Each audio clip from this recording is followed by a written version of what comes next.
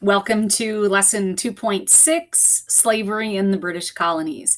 We are covering slavery in the British colonies from the years 1607 to 1754. You will see from this particular lesson there are two learning objectives.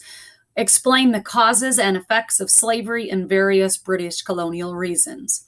Pretty simple. What caused the spread of slavery? What were the effects of this idea of enslaving other human beings? The second learning objective is to explain how enslaved people responded to slavery. Pretty straightforward, pretty simple. The first key concept is this idea that all British colonies had slaves from 1607 to 1754. We tend to think, at least in the later years before slavery was abolished, that slavery was a uniquely Southern institution. And by that point, it pretty much was. But during period 2, every single colony had slaves. So it wasn't unique to just these Southern colonies. However, looking at letter A, B, point number 1, different factors played a role as to how many slaves they had and really what caused slavery to be present. The leading factor was the idea of environment. The weather, the soil is a major factor in determining how the land is used. So it's also going to dictate where slaves are going to be. You're going to have more slaves in a heavily agricultural region versus a northern industrial or a cold and rocky region. There's also the idea of demand for colonial goods. Southern regions provided tobacco. The tobacco was then shipped to Europe on boats and ships that were made from timber from New England. So demand for goods, depending on location, also impacted how many slaves you would need, rather than those that simply rely just on growing subsistence agricultural crops for themselves. And finally, the third factor that determines it is this shortage of indentured servants. Bacon's Rebellion was an event that occurred in 1676, and Bacon's Rebellion was all about how indentured servants rose up and demanded political rights, demanded land rights.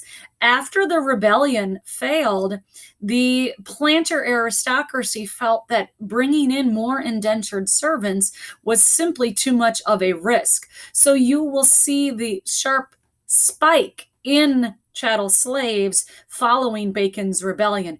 They still needed the labor. They still were planting more and more acres with tobacco. Thus, with the decrease in indentured servants, it leads to an increase in slavery. The next key concept is this idea of how chattel slavery becomes the dominant labor system, and also how the system changes over time to keep these humans in bondage for perpetuity, forever, basically. So let's move on. The vocab term is chattel slavery. Chattel slavery is a form of enslavement where you are legally a piece of property. You can be bought and sold. It is where slavery is hereditary. Period. It is different from other types of slavery that had existed in the world, where your children may or may not be slaves, where you could buy your freedom, you could work through your term of slavery. Chattel slavery is you are a legal piece of property.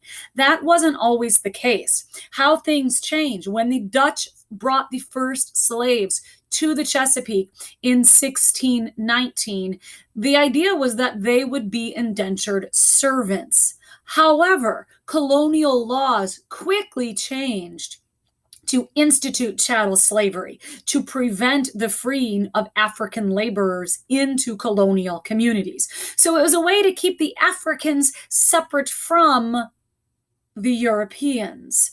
That was in part of it. So as this goes on, and especially after Bacon's rebellion, when they bring in more and more slaves, they need to find a way to control this large number of slaves. They begin passing laws known as slave codes. It changes the ownership and legal status of enslaved people. Some examples of these codes.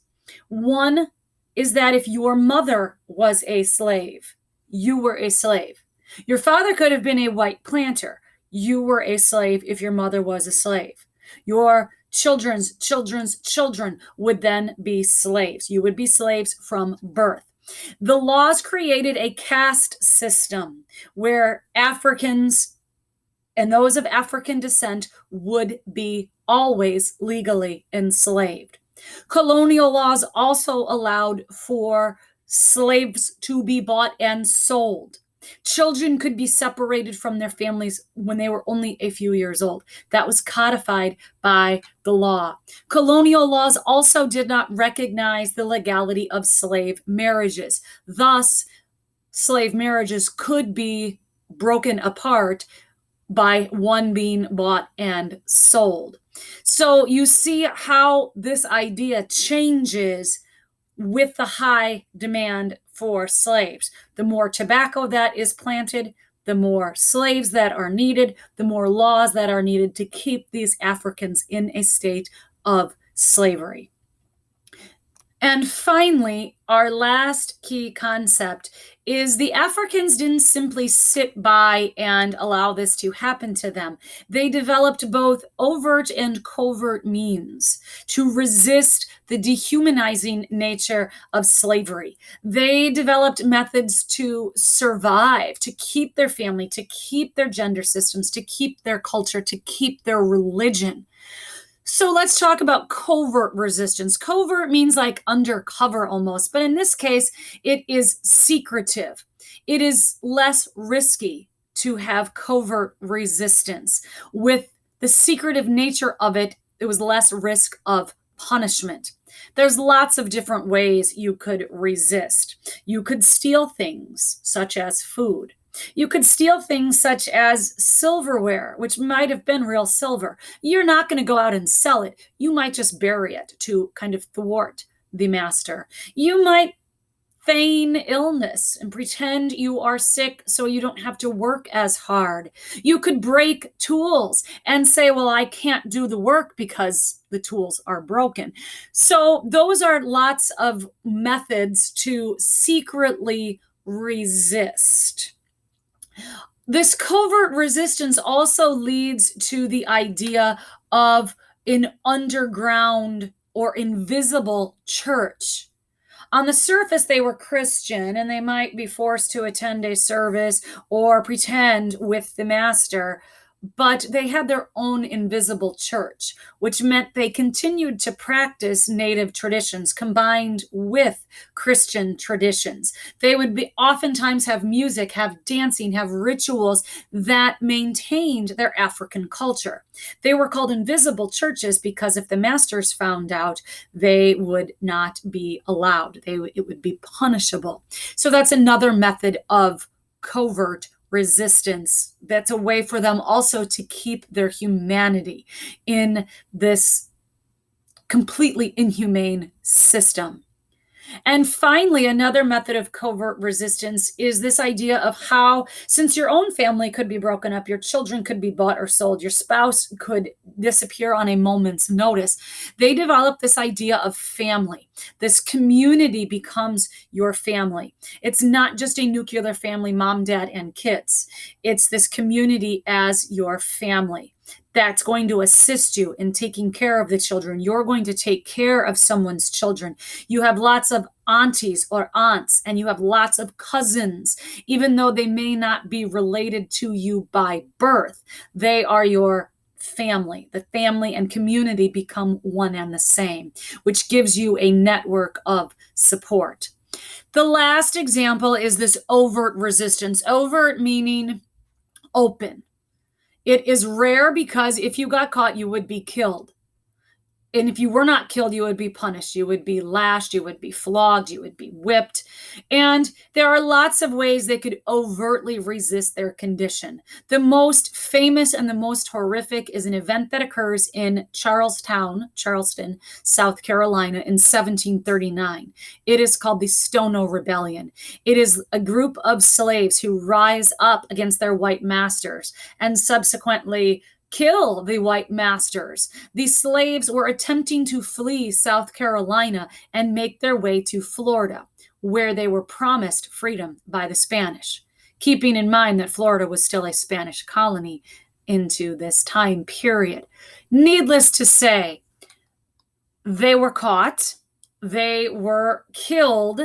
There were several other uninvolved slaves that just happened to be killed as well because they were slaves, and of course they're guilty. And not only were they killed, they were beheaded and their heads were put on pikes lining the road for all who came to Charlestown to see, as an example of what happens. The effect of the Stono Rebellion is that even harsher slave codes were put into place to prohibit education, to prohibit travel, to prohibit assembly of enslaved people, thus making it even harder for the slaves and harder for owners to free the slaves. So that concludes our lesson 2.6. You can see that you should be able to answer causes and effects of slavery, keeping in mind that there were slaves in all colonies, but depending on supply and demand, environment, and the lack of indentured servants, it influenced how many slaves were located.